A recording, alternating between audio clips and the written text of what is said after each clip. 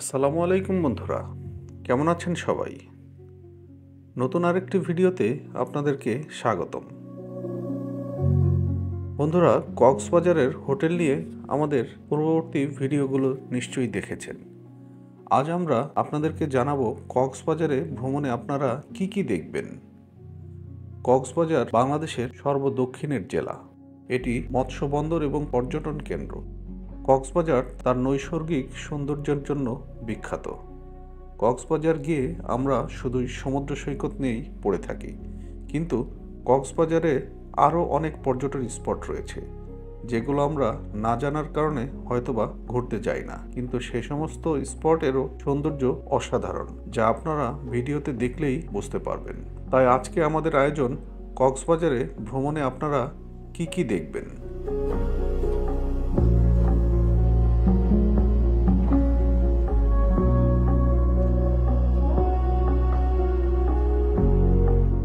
বন্ধুরা, কক্সবাজার ভ্রমণের বাকেট লিস্টে প্রথমে আমাদের যে নামটি চলে আসে সেটা হলো কক্সবাজারের সমুদ্র সৈকত। যে সমুদ্র সৈকত দেখতেই আমরা সবাই যাই।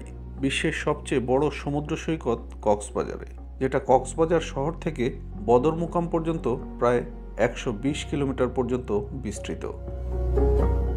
সারি সারি ঝাউবন, পাহাড়, ঝর্ণা, বালুর নরম বিছানা এবং বিশাল সমুদ্র সৈকত।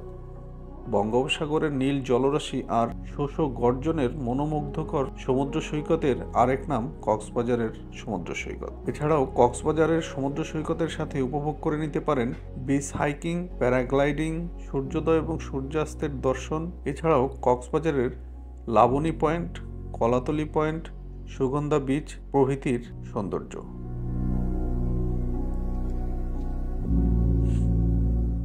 কক্সবাজার ভ্রমণে আমাদের বাকেট লিস্টের দ্বিতীয় নম্বর রয়েছে পাটুয়া টেক সমুদ্র সৈকত। এই সমুদ্র সৈকতে আপনারা গেলে আর ফেরত আসতে চাইবেন না। এত সুন্দর এবং মনোরম দৃশ্য বাংলাদেশের খুবই কম জায়গায় রয়েছে। বিশ্বের দীর্ঘতম সমুদ্র সৈকত ও সেরা পর্যটন নগরী কক্সবাজার মেরিন ড্রাইভ সড়ক ধরে এগুতে থাকলে প্রতিমধ্যে দেখা মিলবে নান্দনিক পাটুয়া টেক সমুদ্র সৈকতের। কক্সবাজার থেকে টেকনাফগামী মেরিন ড্রাইভে ইনানি সমুদ্র সৈকতের পরেই রয়েছে পাটুয়া টেক সমুদ্র সৈকত। মেরিন ড্রাইভের সড়কের এক পাশে রয়েছে পাথুরে গাঁথা বিশাল সমুদ্র আর অন্য পাশে বলয় জুড়ে পাহাড়ের বিস্তৃতি। পাটুয়া টেক সমুদ্র সৈকত আর রাতে সেখানকার বালিতে আছড়ে পড়া ঢেউ দেখলে মনে হয় যেন ছড়িয়ে আছে অসংখ্য রত্ন। বর্ষায় পাহাড় অরণ্যের এই রূপ সবচেয়ে বেশি আকর্ষণীয় থাকে। বাতাসে অধিক পরিমাণে জলীয় বাষ্প জমলে তার সাথে ব্যাকটেরিয়ার বিক্রিয়ায় সৃষ্টি হয় উজ্জ্বল আলোর। প্রকৃতিতে রাতে নির্জন সৈকত ও গভীর অরণ্যে এনে দেয় আলো ঝলমলে উজ্জ্বলতা। বিশাল আকাশের নিচে এক অপরূপ নীলাভূমি উখিয়ার পাটুয়া টেক সমুদ্র সৈকত। এছাড়াও আপনারা যেতে পারেন রামু রাবার বাগানে। 1960-61 সালে অনাবাদি জমি জরিপ করে গবেষণার মাধ্যমে রামুতে রাবার চাষাবাদ শুরু করা হয়। রামুর ঐতিহ্যবাহী এ রাবার বাগান আজ দেশের অন্যতম পর্যটন স্থান হিসেবে দখল করে নিয়েছে। বর্তমানে বাগানের বিস্তৃতি 2682 একর। এর মধ্যে 1130 একর এলাকা থেকে লিকুইড বা কষ সংগ্রহ করা হয়। রামুর রাবার বাগানে উৎপাদনক্ষম গাছ আছে প্রায় 58,000। এসব গাছ থেকে বছরে প্রায় 2.5 লাখ কেজি রাবার উৎপাদন করা হয়। রাবার বাগানের কথা আমাদের পাঠ্যপুস্তকে পড়ানো হয়। প্রতিদিন দেশ বিদেশের অসংখ্য পর্যটক রামু রাবার বাগান পরিদর্শন করতে আসেন। পাহাড় এবং সমতলের অপূর্ব মিলনের দৃশ্য উপভোগ করে মুগ্ধ হন ভ্রমণ পিপাসুরা। কক্সবাজার ভ্রমণে আরও দেখতে পারেন রামু বৌদ্ধবিহার। বাংলাদেশের কক্সবাজার জেলার অন্তর্গত একটি উপজেলা রামু।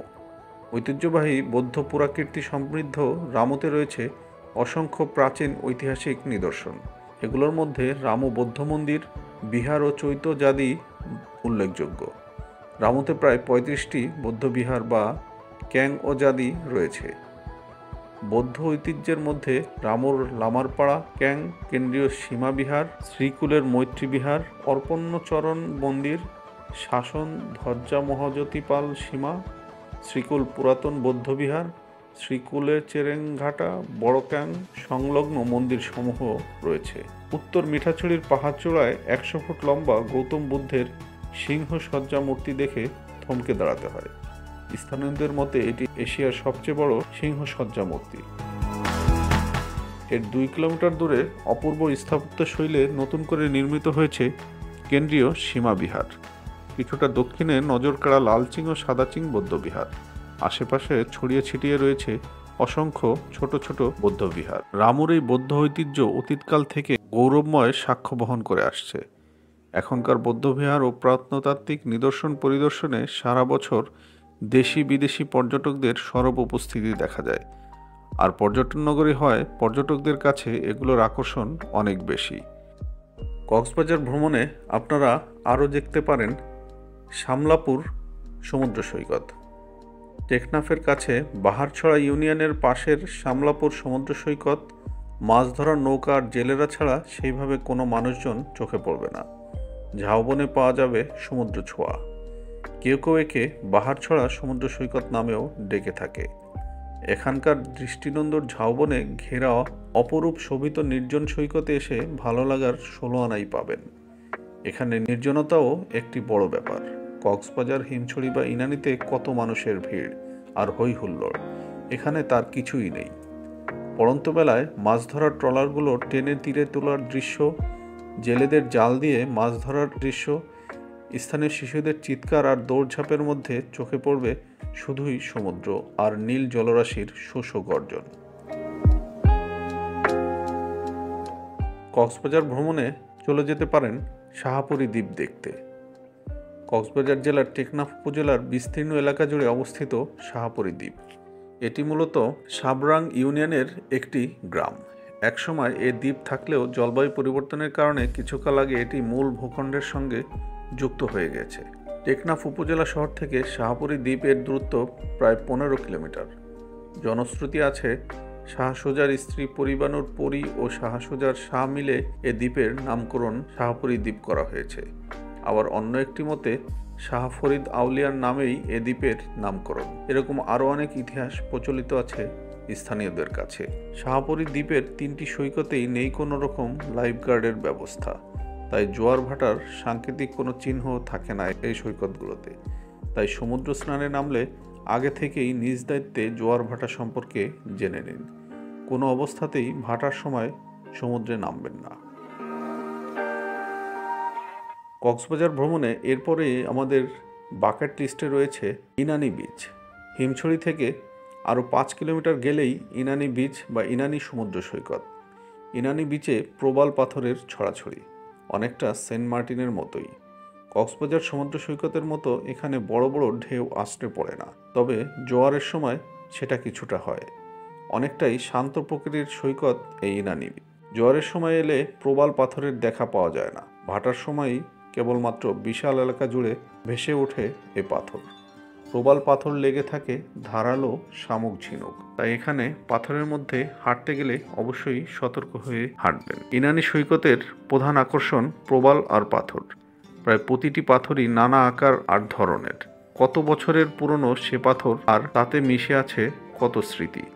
আপনি যদি টেকনাফ মেরিন ড্রাইভ দিয়ে ইনানি সৈকতে যান, তবে যাবার পথে আপনার দু চোখ জুড়িয়ে দেবে উঁচু উঁচু পাহাড় আর উত্তাল সমুদ্রের ঢেউ। শুধু চোখই জুড়াবে না, বরং পুরো সময়টা আপনি থাকবেন এক ধরনের সিদ্ধান্তহীনতায়। এক পাশে পাহাড়, আরেক পাশে সাগর। কোনটা ছেড়ে কোনটা দেখবেন। সাগরে নামতে না চাইলে বা সেরকম পরিকল্পনা না থাকলে ইনানি সৈকতে যেতে পারেন বিকেলবেলায়। পড়ন্ত বিকেলের শান্ত সাগর আপনার সামনে তুলে ধরবে তার বিশালতা। সূর্যাস্তটাও উপভোগ করে ফিরতে পারেন। বিকেলে জোয়ার থাকে বলে সাধারণত অন্য সময়ের তুলনায় সে সময়ে মানুষের উপচে পড়া ভিড় কিছুটা কম থাকে। সাগর যেখানে নিজের ভাষায় কথা বলছে, সেখানে মানুষের কোলাহল কিছুটা কম থাকাই কাম্য। কক্সবাজার ভ্রমণের বাকেট লিস্টে রাখতে পারেন হিমছড়িকে।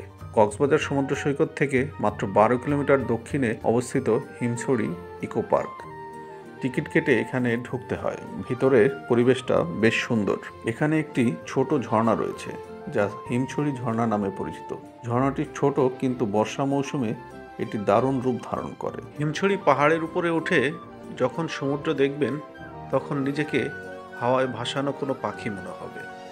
এত উঁচু থেকে সমুদ্র দেখতে সত্যিই দারুণ লাগে। আপনার জীবনের সেরা স্মৃতি হিসেবে থেকে যাবে এ দৃশ্যটি।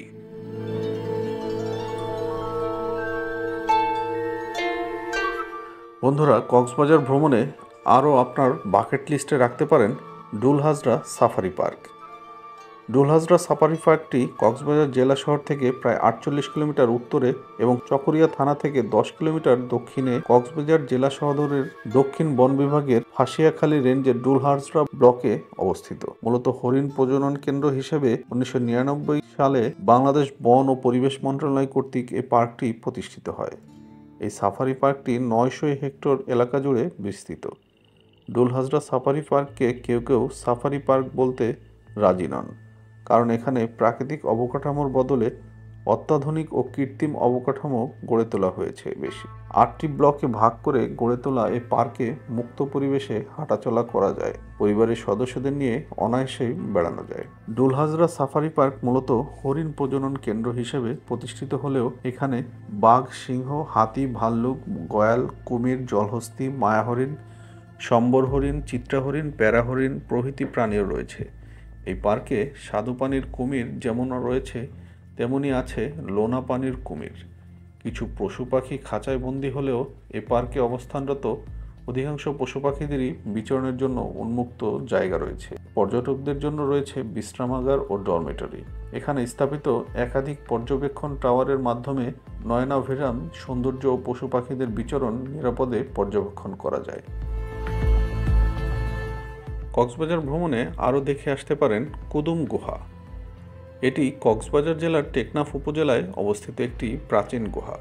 কক্সবাজার থেকে টেকনাফ আসার পথে হইয়াক্যাং পাহাড়ে কুদুম গুহার অবস্থান। এটি বাংলাদেশের একমাত্র বালুমাটির গুহা। মনোরম পাহাড় ঘেরা পরিবেশ, পাখির ডাক আর বন্যপ্রাণীর আনাগোনাময় এই গুহাটি পর্যটকদের কাছে দারুণ আকর্ষণীয়। সমুদ্রপৃষ্ঠ থেকে প্রায় 1000 ফুট উপরে অবস্থিত এই কুদুম গুহার দৈর্ঘ্য 500 ফুট এবং প্রবেশমুখ 12 ফুট উঁচু। কুদুম গুহাকে স্থানীয়দের কাছে কুদুং নামে বেশি পরিচিত। অসংখ্য বাদুড়ের আশ্রয়স্থল হওয়ায় এটিকে বাদুড় গুহাও বলে। সাধারণত কুদুম গুহায় 2 প্রজাতির বাদুড়ের দেখা মেলে। এছাড়াও বিভিন্ন প্রজাতির শামুক, মাকড়সা সহ জলচর যোগসহ নানা প্রাণীদের বসবাস এই গুহার ভেতরে ঢুকলে কোথাও হিমশীত জলের দেখা মিলবে, আবার কোথাও কোমর অথবা কোথাও গলা সমান পানি পাবেন। গুহার দেয়ালের গা বেয়ে চুইয়ে চুইয়ে অনবরত পানি ঝরে। গুহার যত ভিতরে প্রবেশ করবেন পানির গভীরতা তত বাড়তে থাকবে। শুকনো মৌসুমেও কুদুম গুহার ভিতরে কোমর সমান পানি থাকে, তবে বর্ষার সময় সেটা প্রায় গলা পরিমাণ হয়ে যায়। গুহার পানি বেশ ঠান্ডা তবে স্বচ্ছ। এই স্বচ্ছ মিষ্টি পানিতে রয়েছে বড় বড় টাকি জাতীয় মাছ, কই, কাকলি, তিনচোখা, ডানকিনে কালো রঙের চিংড়ি, নানা রকমের ব্যাঙ, গুগলি আর শামুক প্রভৃতি। কুদুম গুহার ভিতরে এতটাই অন্ধকারাচ্ছন্ন যে জোরালো আলো ছাড়া এর ভেতরে কিছুই দেখা যায় না। এই এলাকায় বিচরণ করে বাংলাদেশের 1/3 বন্য হাতি। এলাকাটিতে মূলত চাকমা জনগোষ্ঠীর বসবাস। এই অঞ্চলটির সাথেই লাগানো মিয়ানমার সীমান্ত। বন্ধুরা, কক্সবাজারের ভ্রমণের এখানেই ইতি টানছি। এছাড়াও কক্সবাজারের চতুর্পাশে আরও কিছু স্পটের নাম আপনাদেরকে বলে দিচ্ছি, যেগুলো নিয়ে পরবর্তীতে হয়তোবা বিস্তারিত ভিডিওতে জানাবো। যেমন মহেশখালী।